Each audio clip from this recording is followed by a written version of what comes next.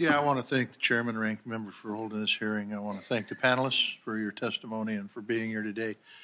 And I also want to echo Senator Reid's comments on your support for the military, both active duty and veterans. Them and their families is very, very important. I serve as the chair of the Defense Appropriations Committee. I spend a fair amount of my time thinking about national security, how to protect against folks who want to do this nation harm, terrorist organizations, as well as foreign adversaries.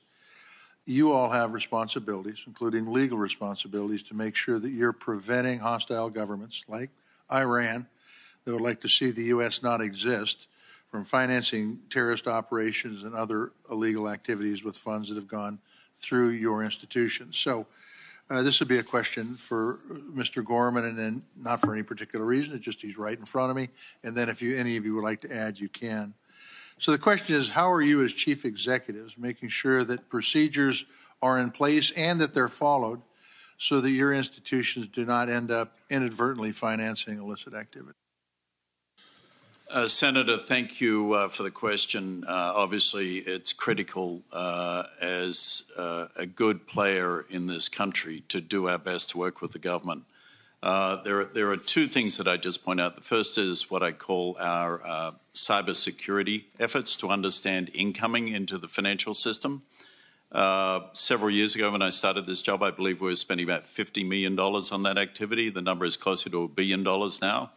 We work very closely with all the intelligence agencies, ensuring that we have a proper cyber command to keep the financial system safe.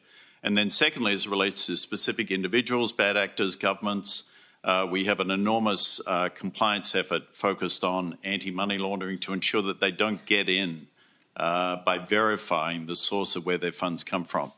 Obviously, we deal with not as many clients as some of the institutions here, but we still have over 18 million individual clients and many, many tens of thousands of institutional clients. So it's an extraordinary effort with several hundred employees constantly working. Interestingly, I think the advances in AI will be a real strategic weapon in this regard. Very good. Anybody have anything different to add? All right, thank you. Along those same lines on anti-money laundering protections and national security safeguards, Mr. Gorman talked about cybersecurity. Mr. Solomon, would you like to add anything in regards to anti-money laundering protections that you have?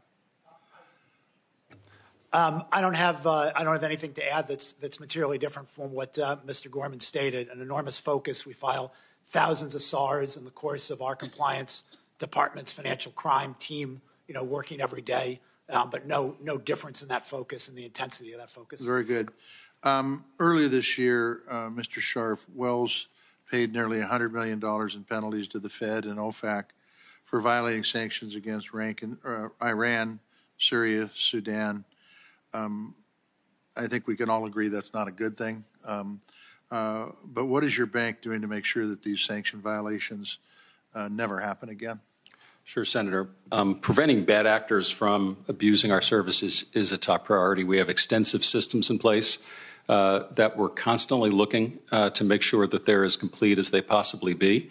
We work in industry groups, we work with the government, and we work with the regulators to make sure that we're doing everything we possibly can to prevent that abuse.